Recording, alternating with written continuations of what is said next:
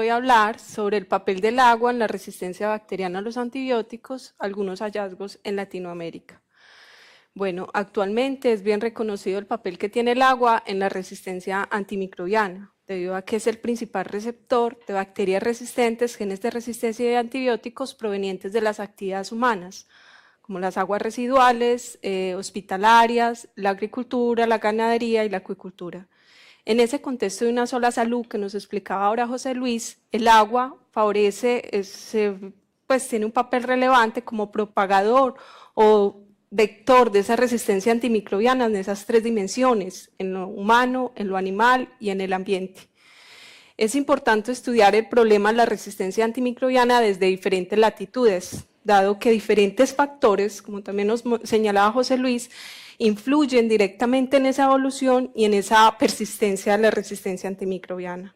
Hoy les vengo a hablar de Latinoamérica. Latinoamérica presenta unas condiciones propias que la hace interesante estudiarla. A nivel de la región hay altos niveles de resistencia antimicrobiana a antibióticos. Se prevé para el 2030 y 2050 unas altas tasas de morbilidad y mortalidad. Además, en la región ha venido aumentando la resistencia a antibióticos de última línea de tratamiento para las infecciones. Las infecciones por bacterias resistentes a estos antibióticos, como son los beta-lactámicos y los carbapenémicos. E incluso hay países que se consideran endémicos para la resistencia a estos antibióticos. Entonces, ahora les voy a mostrar los resultados en el agua que se ha encontrado. Entonces, en la búsqueda que realicé, encontré que la mayoría de los estudios publicados vienen de Brasil, Chile, México y Argentina. En general, incluso hay regiones que no se ha estudiado este tema de la resistencia antimicrobiana, en parte por falta de interés sobre el tema y falta de recursos para la investigación en este punto. Además, la mayoría de los estudios se han realizado en aguas superficiales, en aguas residuales, pero hace falta, pues incluso en aguas potables, y se ha dirigido principalmente a la búsqueda de esas bacterias resistentes, esos antibióticos de última línea de tratamiento de infecciones, como son los beta-lactámicos y carbapenémicos. Como ejemplo, les voy a mostrar este trabajo que realizamos en una planta de tratamiento de aguas residuales en Medellín, en Colombia. En esta planta tomamos muestras de aguas residuales de diferentes puntos de la planta durante 15 días cada 6 meses, cada 15 días durante 6 meses, y la idea era buscar bacterias resistentes y genes de resistencia de importancia en salud pública. De manera importante encontramos una alta frecuencia de bacterias resistentes a beta-lactámicos y carbapenémicos y asimismo una gran diversidad de genes de resistencia. La búsqueda nos llevó no solamente a detectar esos genes que frecuentemente se encontraban en los hospitales, sino otros genes de resistencia que previamente no se habían reportado y que ya se estaban observando en las aguas residuales. Esto fue relevante porque nos mostraba la diseminación de la resistencia más allá de los hospitales, pero además nos mostraba la reintroducción de nuevos genes de resistencia o la aparición de nuevos genes de resistencia.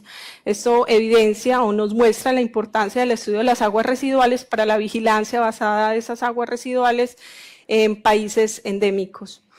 Por otra parte, busqué o exploré qué factores se habían relacionado en la literatura con la resistencia antimicrobiana en el agua en Latinoamérica. En general, la resistencia es un problema vinculado con el índice de desarrollo humano, un bajo índice de desarrollo humano, por ejemplo, bajo saneamiento, un saneamiento deficiente o una falta de tratamiento de las aguas residuales se ha asociado con esa resistencia en las aguas.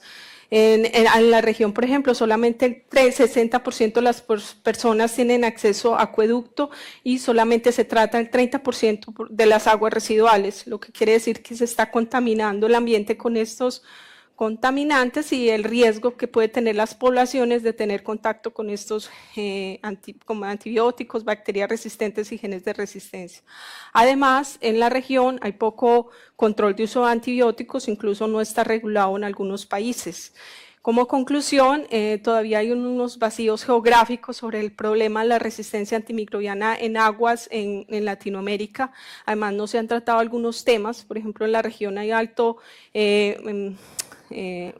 hay problema, hay minería, entonces no se sabe cómo el impacto de esto en la resistencia antimicrobiana. Además, hay algunos vacíos regulatorios sobre las políticas o el tratamiento de las aguas residuales, y a pesar de que hay avances sobre vigilancia epidemiológica basada en aguas residuales, estos estudios son cortos, pues estos trabajos no se mantienen en el tiempo y deberían pues considerarse para mitigar los riesgos en salud pública. Muchas gracias.